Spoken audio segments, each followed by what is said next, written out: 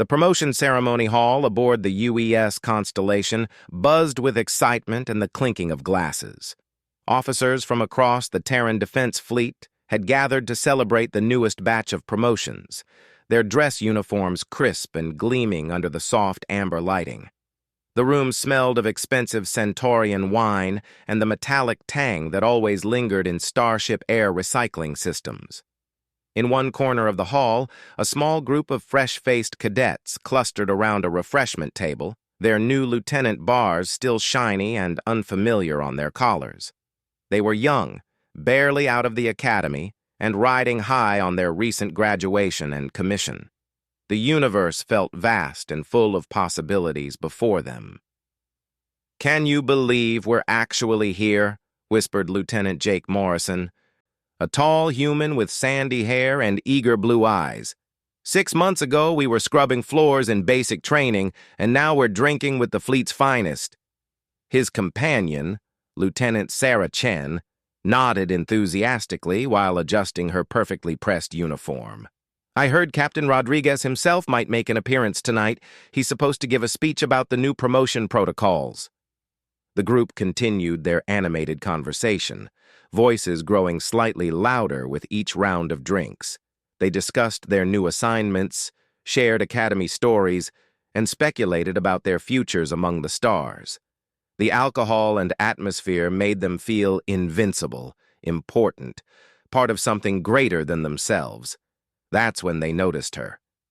She sat alone at a small table near the observation windows, where the star field beyond cast gentle patterns of light across the room. She appeared to be in her 40s, with graying brown hair pulled back in a simple ponytail, and wearing what looked like a standard-issue jumpsuit rather than dress uniform. Her face was weathered, with laugh lines around her eyes and small scars that spoke of a life lived beyond the safety of academy walls. "Who's that?" asked Lieutenant Morrison, nodding toward the woman. "She doesn't look like she belongs here." Lieutenant Chen squinted in the woman's direction. "Maybe she's support staff? Maintenance or something? I don't see any rank insignia." The woman sat quietly, occasionally taking a sip from a simple glass of water while watching the celebration with calm, observant eyes. She seemed completely at peace with her solitude, neither seeking attention nor avoiding it. There was something about her stillness that stood out in the bustling room full of animated conversations and networking. Lieutenant Tom Bradley, a stocky young man with a perpetual smirk, had been listening to the exchange. He was the type who had always been popular in school, used to being the center of attention, and not particularly fond of anyone who didn't fit his expectations. "You know what?" Bradley said with alcohol-fueled confidence. "This is a promotion party for officers. Real officers. Maybe someone should explain to her that the service staff quarters are elsewhere." His friends exchanged glances, some looking uncomfortable while others snickered. The combination of alcohol, adrenaline from their recent promotion, and the natural arrogance that sometimes came with youth was a dangerous mixture. "Come on, Tom," said Lieutenant Chen weakly. "Maybe we should just leave her alone." But Bradley was already moving, weaving slightly as he walked across the room toward the woman's table. Morrison and 2 other lieutenants followed, their better judgment clouded by peer pressure and alcohol. The woman looked up as they approached, her expression neutral and patient. Up close, they could see that her jumpsuit was clean but well worn, and her boots were scuffed from years of use. She had the bearing of someone accustomed to hard work and difficult situations. "Excuse me?" Bradley said, his voice carrying the false authority of someone trying to sound important. "I think there might be some confusion. This is an officer's promotion party." "Are you sure you're supposed to be here?" The woman studied him for a moment with eyes that seemed much older than her years. When she spoke, her voice was calm and steady, with a slight accent that suggested she hadn't grown up on the core worlds. "I received an invitation," she said simply. "Same as everyone else." Bradley's friends shifted uncomfortably behind him, but he pressed on. "An invitation? What's your position? What ship are you assigned to? I work where I'm needed, she replied, taking another sip of her water. There was no defensiveness in her voice, no anger at the interrogation. She seemed genuinely unbothered by their questions. This calm response only seemed to irritate Bradley more. He had expected her to be flustered, to apologize and leave. Instead, she sat there with the quiet confidence of someone who belonged exactly where she was. "Look, lady," Bradley said, his voice rising slightly. "I don't know how you got in here, but this party is for real officers. People who've earned their place in the fleet. Maybe you should find somewhere more appropriate." The conversations around them began to quiet as other officers noticed the confrontation. Some watched with interest, others with growing disapproval at the young lieutenant's behavior. The woman set down her glass carefully and looked directly at Bradley. For just a moment, something flickered in her eyes. Not anger, but a kind of patient disappointment that was somehow worse. "I see," she said quietly. "And you think I haven't earned my place?" "Have you?" Bradley challenged, emboldened by what he mistook for weakness. "What battles have you fought? What ships have you commanded? What have you sacrificed for the fleet?" The room had grown noticeably quieter now, with nearby conversations stopping entirely. Other officers were beginning to turn toward the commotion, some with growing concern. The woman was quiet for a long moment, her gaze moving slowly across each of the young officers standing before her. When she spoke again, her voice was soft, but carried clearly in the increasingly silent room. "I've made my sacrifices," she said simply. Bradley laughed, a harsh sound that seemed to echo in the sudden quiet. "Really? Like what? Filing reports? Fixing air recyclers? What could someone like you possibly know about real service?" Lieutenant Chen tugged at Bradley's sleeve, finally finding her voice. "Tom, maybe we should—" "No," Bradley cut her off. Turning back to the woman, "I want to hear about her service. Tell us about your great contributions to the fleet." The woman remained seated, her hands folded calmly in her lap. Around the room, more conversations had stopped, and several senior officers were beginning to move in their direction, their expressions dark with disapproval. "I've done my job," she said quietly. "That's all anyone can ask." Bradley's face was flushed now, whether from alcohol or indignation was unclear. "Your job? What job? Who do you even report to?" Before the woman could answer, a new voice cut through the tension like a blade. It was sharp, commanding, and filled with an authority that made every officer in the room straighten unconsciously. "What the hell is going on here?" Captain Rodriguez had entered the hall through a side door, his dress uniform impeccable and his face thunderous. Behind him walked several other senior officers, their expressions equally stern. The captain was a man in his 50s with graying temples and the kind of presence that commanded respect in any room. Bradley spun around, trying to regain his composure. "Captain Rodriguez, sir, there was some confusion about— This person doesn't seem to belong at an officer's party, sir." Captain Rodriguez's eyes moved from Bradley to the seated woman, and something strange happened. His expression shifted from anger to what looked almost like panic. The color drained from his face, and he straightened even further, his hand moving unconsciously toward a salute before he caught himself. "Ma'am," he said, his voice suddenly respectful, almost reverent. "I wasn't aware you had arrived." The woman smiled for the first time since the confrontation began, a warm expression that transformed her entire face. "Hello, Miguel. It's good to see you again." Bradley looked back and forth between them, confusion evident on his face. "Captain, sir, do you know this woman?" Rodriguez stared at Bradley as if he had just asked whether space was dark. When he spoke, his voice was deadly quiet. "Lieutenant, do you have any idea who you've been speaking to?" The young officer's confidence was rapidly evaporating.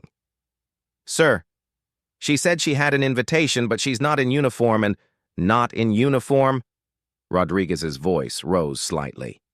Lieutenant, take a very close look at that jumpsuit. Bradley turned back to examine the woman's clothing more carefully.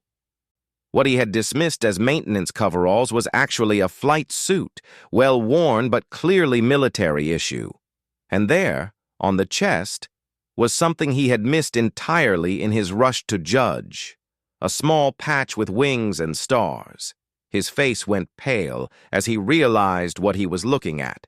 Flight wings, command wings, and the number of stars. Captain Rodriguez stepped closer, his voice carrying clearly across the now completely silent room. Lieutenants, I would like you to meet someone. Someone whose sacrifices for this fleet are quite well documented. The woman stood slowly, gracefully, and for the first time Bradley noticed something else about her bearing.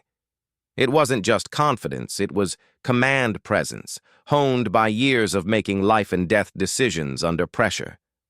Rodriguez's voice filled the silence. Formal and respectful.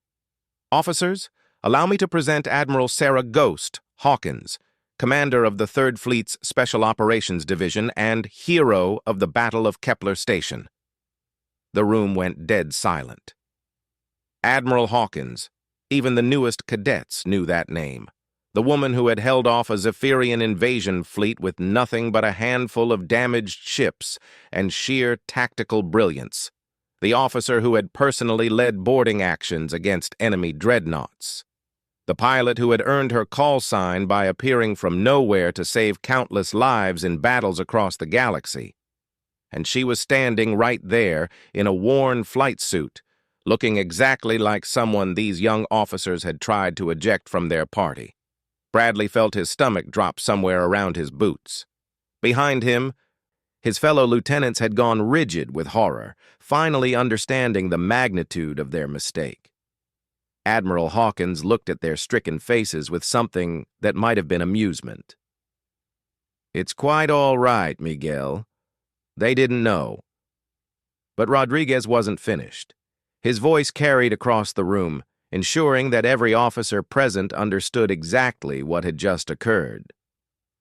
Admiral Hawkins doesn't often attend these functions, he continued, because she's usually too busy saving all our lives. But when she does honor us with her presence, she tends to prefer civilian clothes or flight suits to dress uniforms, old pilot habits. The Admiral nodded slightly. Dress uniforms are fine for ceremonies, but they're not very practical when you might need to scramble to a fighter cockpit at a moment's notice. Bradley tried to speak, his mouth opening and closing soundlessly like a fish out of water. Finally, he managed to croak out, Admiral, I apologize. We didn't know. Admiral Hawkins studied him for a moment, then nodded slightly. No, you didn't know. But you made assumptions. In space, assumptions can get people killed. She turned to address the room at large, her voice carrying easily despite its quiet tone. I understand the excitement of new rank, the pride in your accomplishments. You should be proud. But remember that service comes in many forms, and you never know who might be fighting alongside you when things get difficult. The room remained silent. Hundreds of officers hanging on every word from a living legend. I've served with maintenance techs who showed more courage under fire than some admirals, she continued. I've seen cooks and engineers sacrifice everything to save their ships and crews. Rank is important for organization and chain of command, but it doesn't measure worth or dedication. She paused, looking directly at Bradley and his group. You're all fine officers or you wouldn't be here. But take this as a lesson. Treat every person you serve with the respect they deserve, regardless of their rank or appearance. You might be surprised by what you learn. Captain Rodriguez cleared his throat.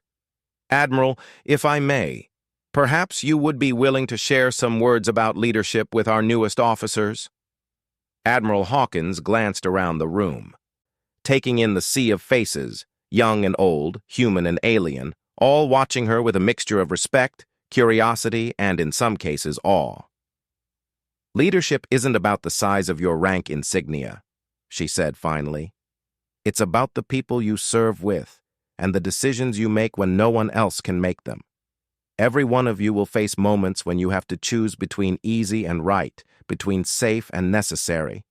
Those choices will define not just your career, but who you are as a person. She looked back at Bradley and his friends. And remember that every person you meet has a story you know nothing about. Treat them accordingly.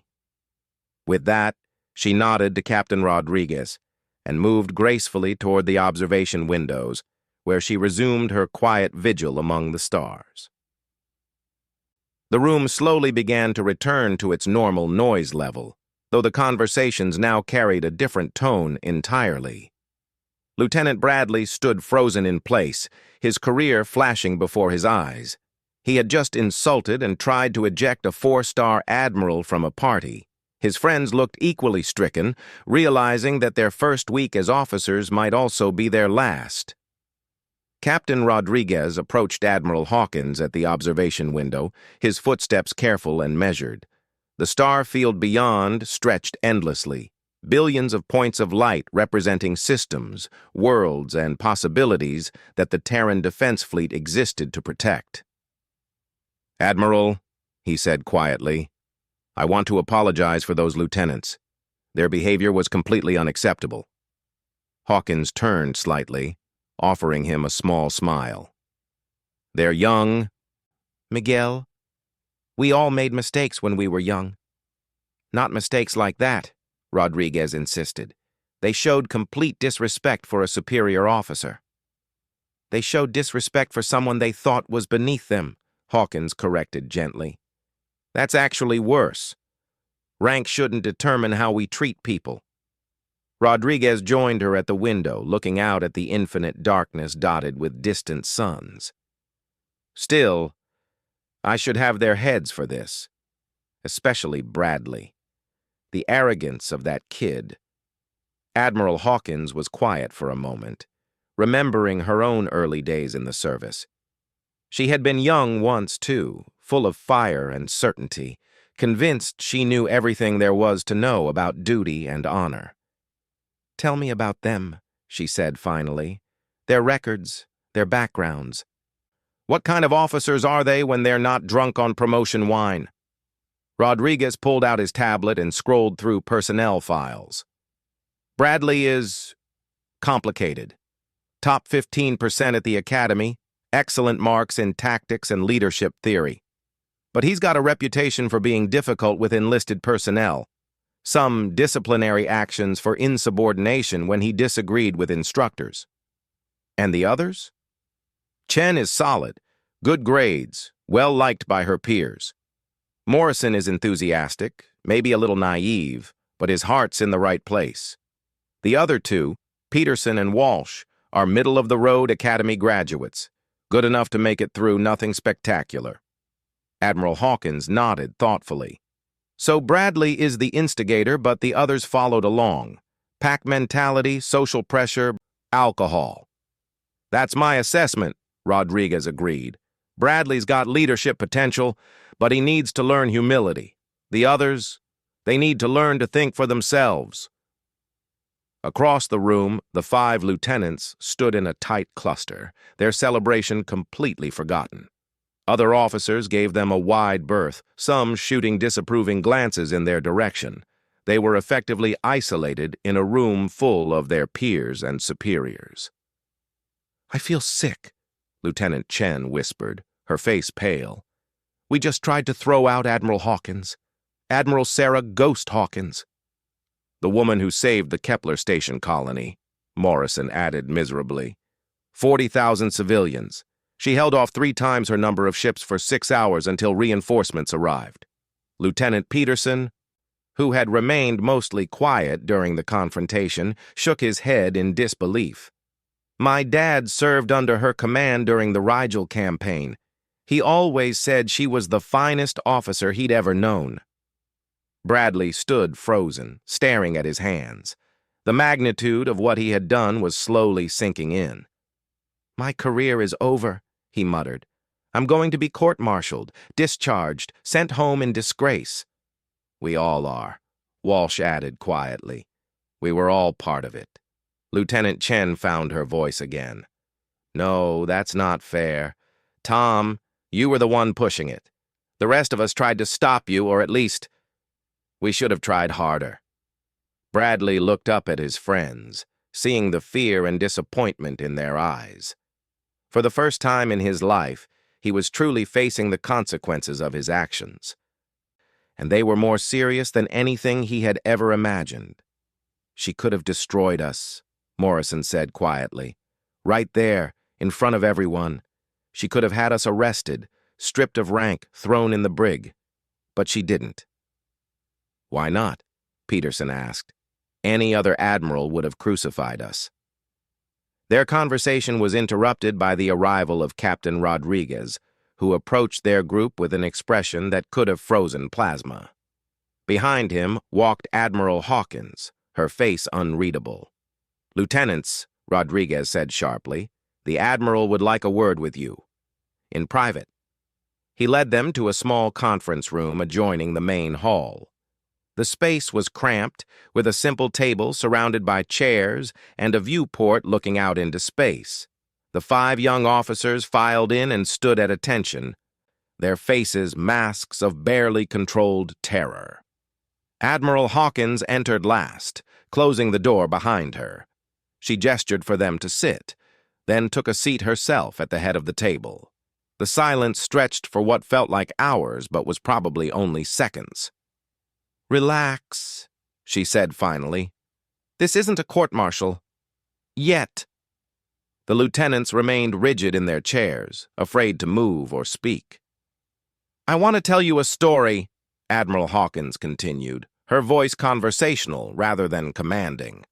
About a young pilot who thought she knew everything about duty and honor and what it meant to serve. She leaned back in her chair, her eyes distant. 23 years ago, I was a lieutenant just like you, fresh out of the academy, assigned to my first ship, convinced that my education and training made me superior to the enlisted personnel around me. Bradley shifted uncomfortably in his seat, recognizing something of himself in her description. My first assignment was aboard the UES Intrepid, a heavy cruiser with a crew of 800. I was assigned to the fighter wing as a pilot, which I thought made me special. Fighter pilots were elite after all, better than the regular crew. She paused, looking at each of the young officers in turn. On my 3rd week aboard, we responded to a distress call from a mining station in the asteroid belt. Pirates had attacked the facility and taken hostages. The plan was simple. My squadron would provide cover while Marines boarded the station. Admiral Hawkins stood and moved to the viewport, looking out at the stars. Everything went wrong. The pirates had more ships than intelligence indicated, and they were better armed. Half my squadron was destroyed in the first 10 minutes. My fighter was damaged, life support failing, and I was drifting helpless in space. The room was completely silent, the lieutenants hanging on every word. That's when Chief Petty Officer Maria Santos saved my life, she continued. She was a maintenance tech, someone I had barely acknowledged during my time aboard. But she volunteered to take a repair shuttle into the combat zone to rescue downed pilots. Admiral Hawkins turned back to face them. Chief Santos was 52 years old, with 30 years of service. She had never been to the academy, had never commanded anything larger than a maintenance crew. But she flew that shuttle through a debris field under enemy fire to reach my fighter. She sat back down, her hands folded on the table. While she was connecting the tow cables, a pirate fighter spotted us. Chief Santos could have dropped my ship and fled. Instead, she stayed with the rescue, using the shuttle's minimal weapons to hold off the attacker until help arrived.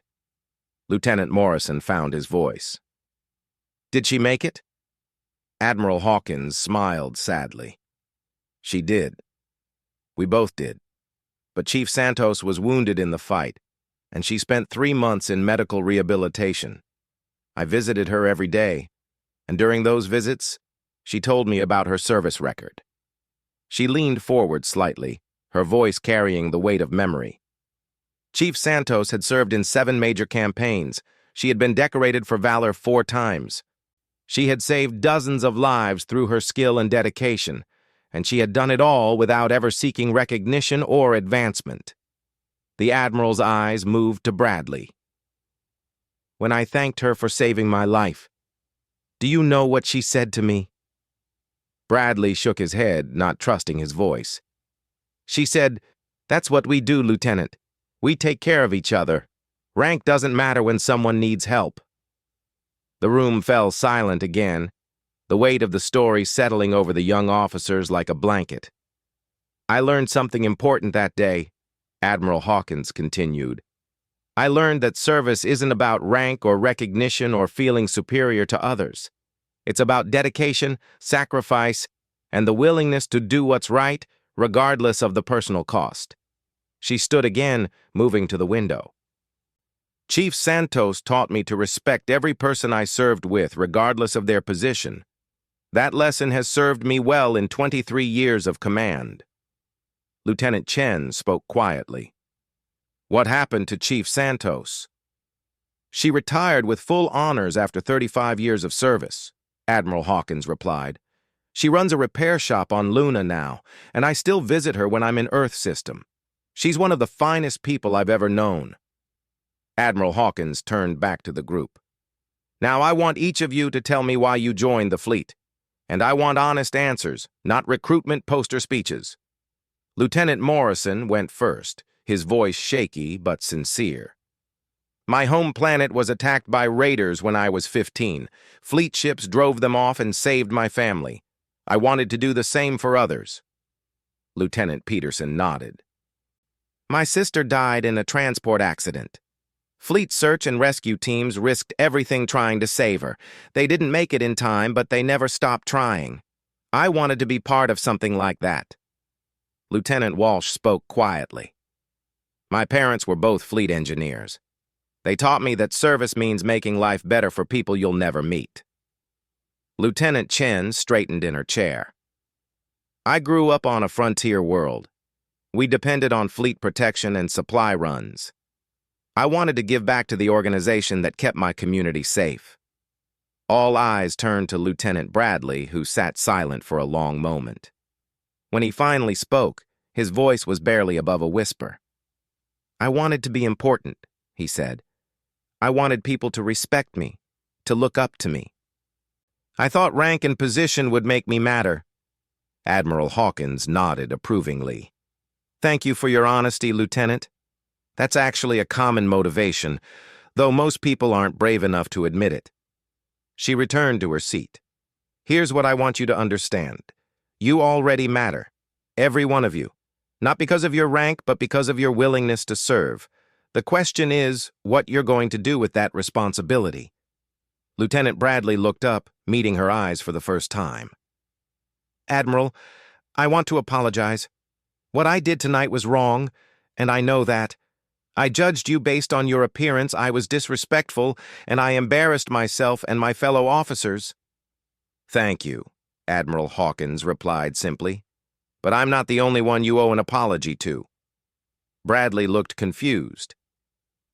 "Ma'am, you owe an apology to every enlisted person, every non-commissioned officer, every civilian contractor who might have witnessed your behavior tonight," she explained, "because your actions suggested that their service, their sacrifice, their dedication doesn't matter unless it comes with officer's rank."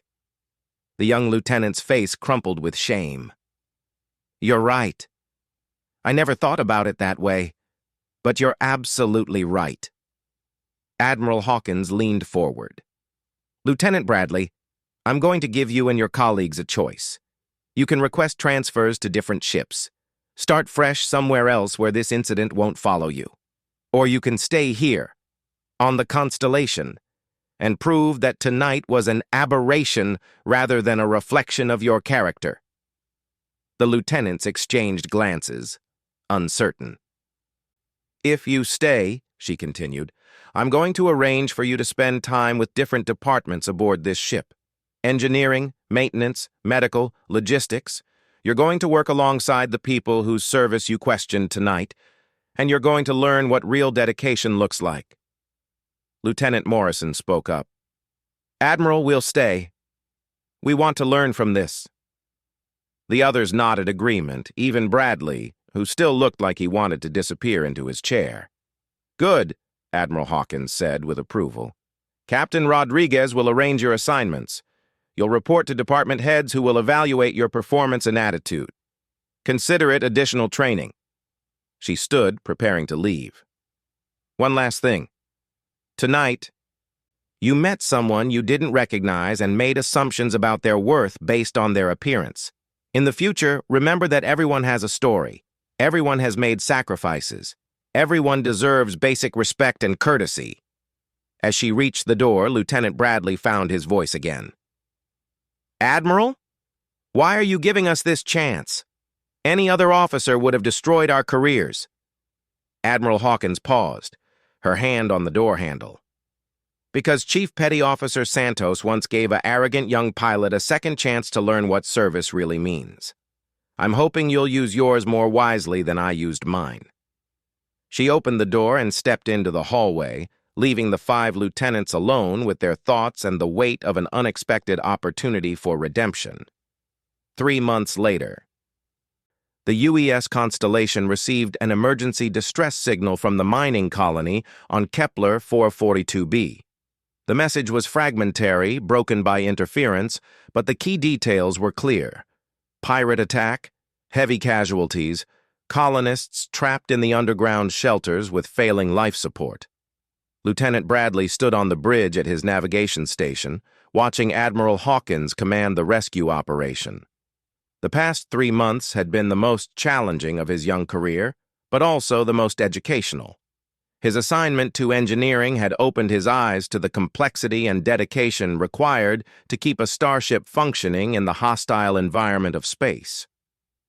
"Navigation, plot a course for maximum efficiency," Admiral Hawkins ordered, her voice calm despite the urgency of the situation. "Engineering. I need everything you can give me from the engines." "Course plotted, Admiral," Bradley reported, his fingers dancing across the control interface.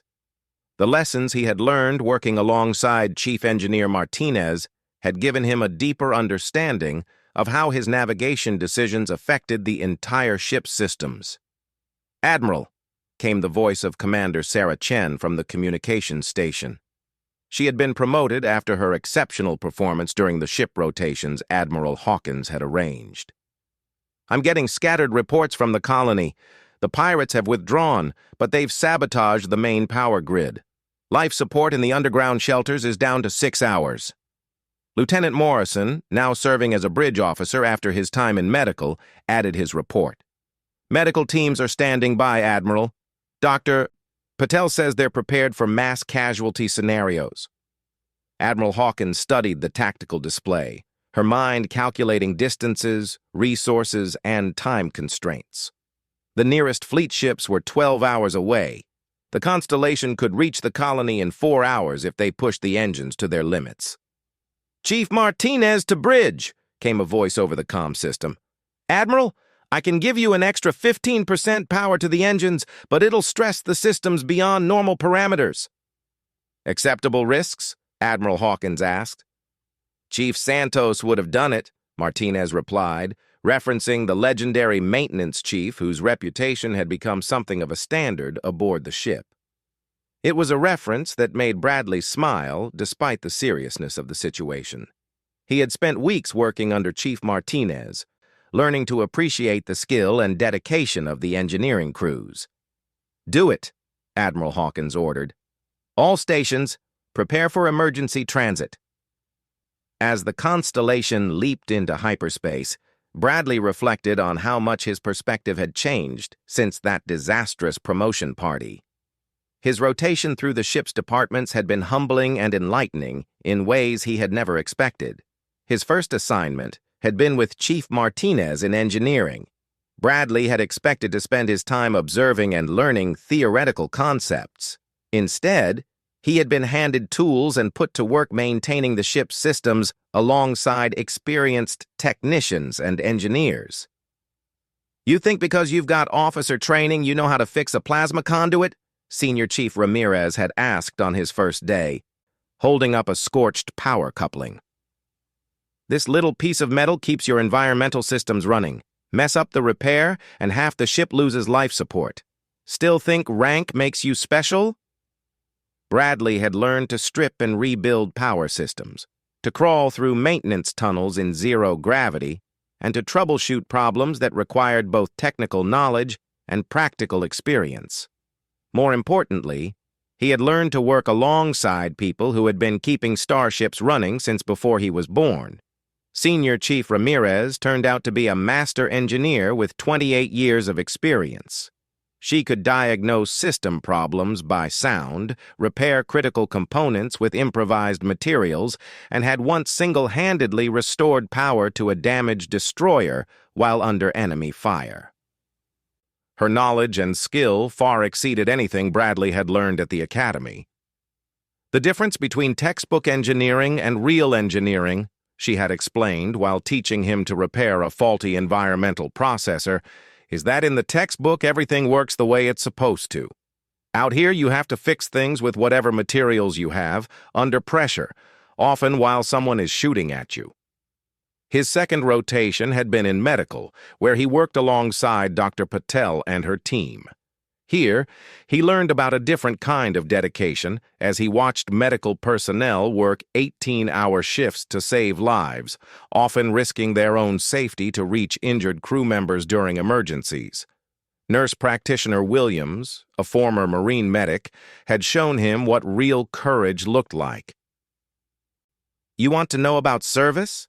Williams had said while treating a crew member injured in an engineering accident. "Service is crawling into a burning compartment to drag out wounded people when everyone else is running the other way. Service is staying at your post when you're scared, tired, and want nothing more than to go home." His final rotation had been in communications, where he learned about the complex networks that kept the fleet connected across vast distances. Lieutenant Chen had become something of a mentor during this period, helping him understand the importance of information and coordination in military operations. "Every message matters," she had explained during a training exercise. "The status report you think is routine could be the information that saves lives. The communications protocol you think is unnecessary could be what allows rescue ships to find survivors." Now, as the constellation dropped out of hyperspace near Kepler 442b, Bradley found himself applying all these lessons. His navigation calculations accounted for the engineering constraints Chief Martinez had taught him about. His communications with the colony used protocols Lieutenant Chen had shown him. His understanding of the medical requirements came from his time with Dr. Patel's team. "Admiral," reported Lieutenant Peterson from sensors, "I'm detecting multiple pirate vessels on the edge of the system. They appear to be regrouping for another attack." Admiral Hawkins studied the tactical display. 6 pirate ships against 1 fleet cruiser. Under normal circumstances, the constellation could handle those odds, but their primary mission was rescue, not combat. "Communications, raise the lead pirate vessel," she ordered. Lieutenant Chen's fingers flew over her controls. "Channel open, Admiral." A harsh voice filled the bridge. "Fleet ship, this is Captain Vega of the Red Star Brotherhood. Withdraw immediately or we'll finish what we started with the colony." Admiral Hawkins stepped forward, her voice carrying absolute authority. "Captain Vega, this is Admiral Sarah Hawkins of the UES Constellation. You have 30 seconds to withdraw from this system before I demonstrate why attacking civilian targets is a poor decision." There was a pause on the channel, then nervous laughter. "1 ship against 6? Admiral, your reputation may be impressive, but even you can't overcome those odds." "Lieutenant Morrison," Admiral Hawkins said calmly, "please transmit our combat history to Captain Vega. The highlights from the Battle of Kepler Station should be sufficient." As the data transmitted, Admiral Hawkins continued speaking to the pirates. "Captain, you're currently facing the same officer who destroyed 12 ships at Kepler Station with only 4 vessels under her command. I suggest you consider whether your current enterprise is worth the risk." The pirate channel was silent for a long moment. Finally, Captain Vega's voice returned, much less confident than before. Admiral, perhaps we can reach an understanding. The colony has valuable mining rights. The colony, Admiral Hawkins interrupted, is under the protection of the Terran Defense Fleet, which means it's under my protection. You now have 15 seconds to begin withdrawal. Lieutenant Bradley watched the tactical display as the pirate ships hesitated, their formations wavering. He could see the uncertainty in their movements, the way they began to spread out as if preparing to flee. 10 seconds, Admiral Hawkins announced.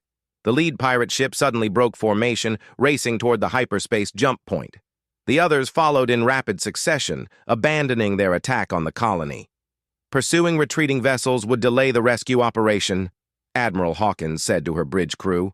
Lieutenant Morrison, launch all available shuttles. Begin immediate evacuation of the underground shelters.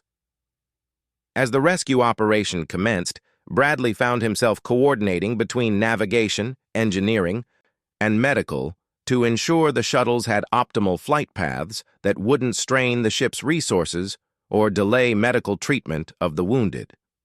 The operation took 6 hours. 6 hours of continuous shuttle runs, emergency medical treatments, and coordination with the colony's surviving leaders. When it was over, all 3,847 colonists had been successfully evacuated, and the injured were receiving treatment in the Constellation's medical bay. Admiral Hawkins stood in the main shuttle bay watching as the last group of refugees settled into temporary quarters. Her flight suit was rumpled from the long operation, and she looked tired but satisfied. Lieutenant Bradley approached her, still amazed at how different she looked from the woman who had sat quietly at that promotion party 3 months ago. Admiral, he said, I wanted to thank you for the chance you gave us, for the lessons you arranged. I've learned more in the past 3 months than in 4 years at the Academy. Admiral Hawkins smiled, the expression transforming her face. What did you learn, Lieutenant? Bradley thought for a moment, considering all the experiences he had accumulated.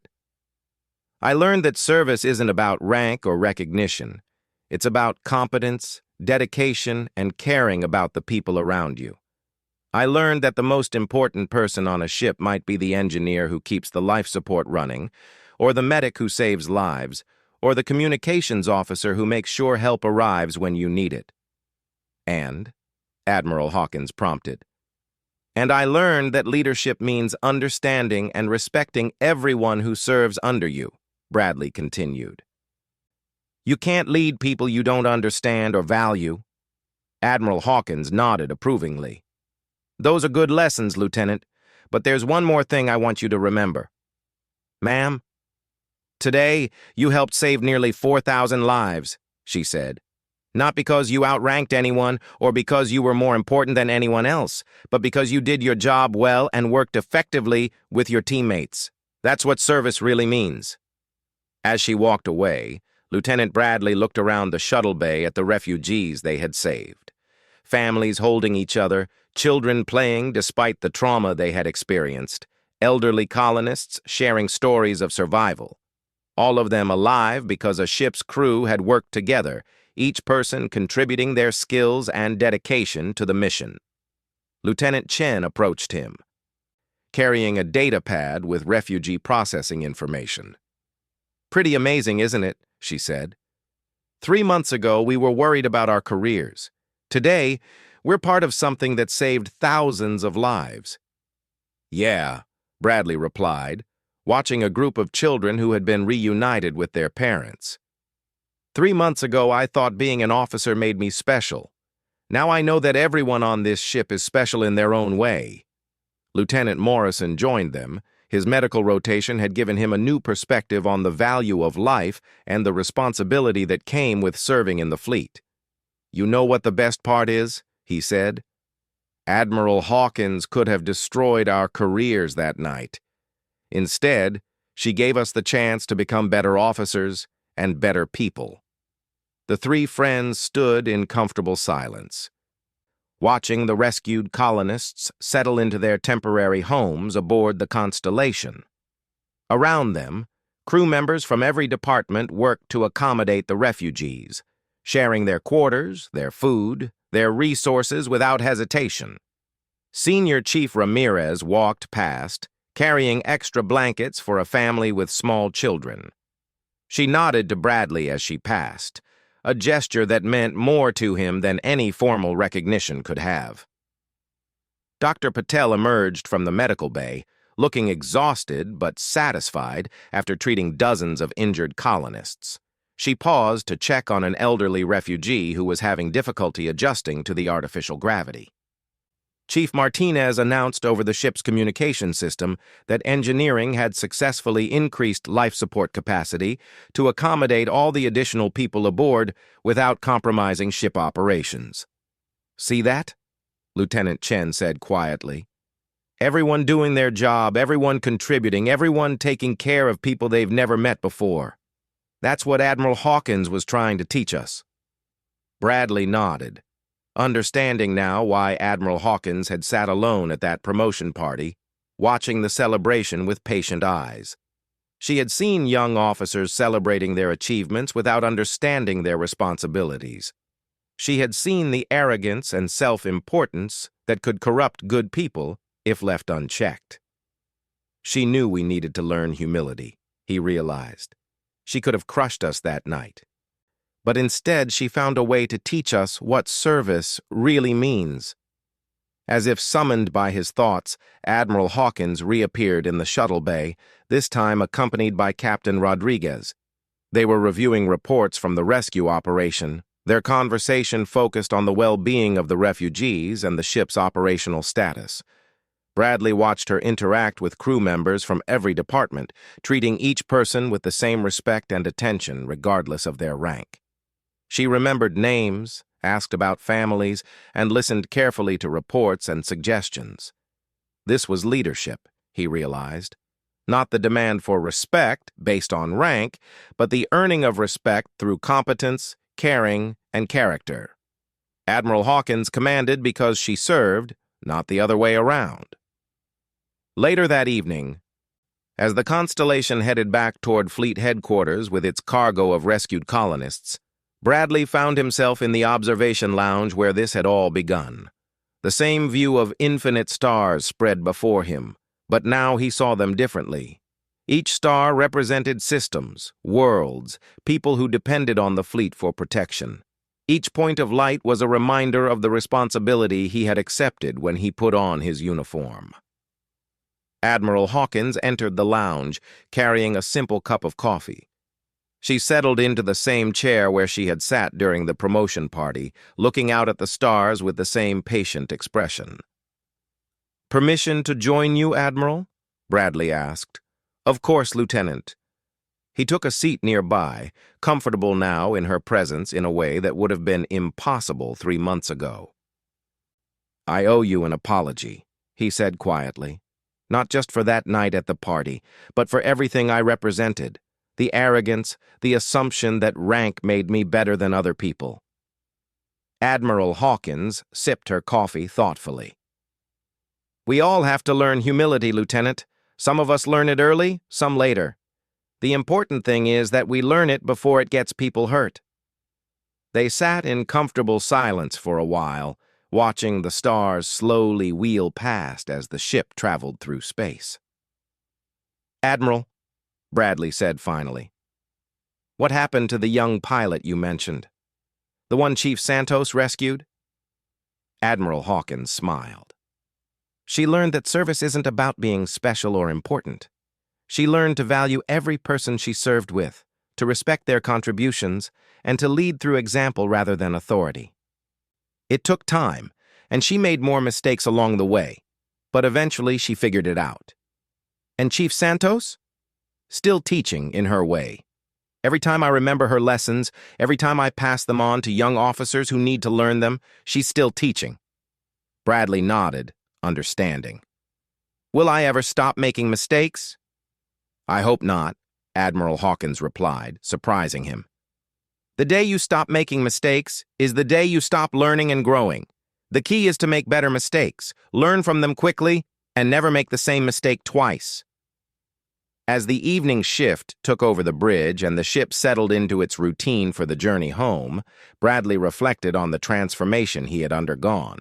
3 months ago, he had been a young officer focused on his own advancement and recognition. Tonight, he was part of a crew that had saved thousands of lives through teamwork, dedication, and mutual respect. The stars continued their eternal dance beyond the observation windows, and somewhere among them, other fleet ships carried other crews who served and protected and sacrificed for people they would never meet.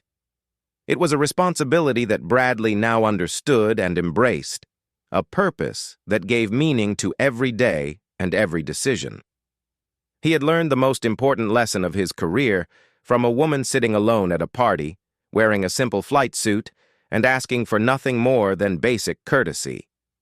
Sometimes the most important teachers came in unexpected packages, and sometimes the most valuable lessons came from the most unlikely circumstances. As he prepared to return to his quarters, Lieutenant Bradley took one last look at the stars and made a quiet promise to himself, to Admiral Hawkins, and to the memory of Chief Petty Officer Maria Santos. He would remember these lessons, he would pass them on, and he would serve with the humility and dedication that true leadership required. The universe was vast and dangerous, full of threats and challenges that required the best from everyone who wore the uniform of the Terran Defense Fleet. But it was also full of opportunities to serve, to protect, to make a difference in the lives of others.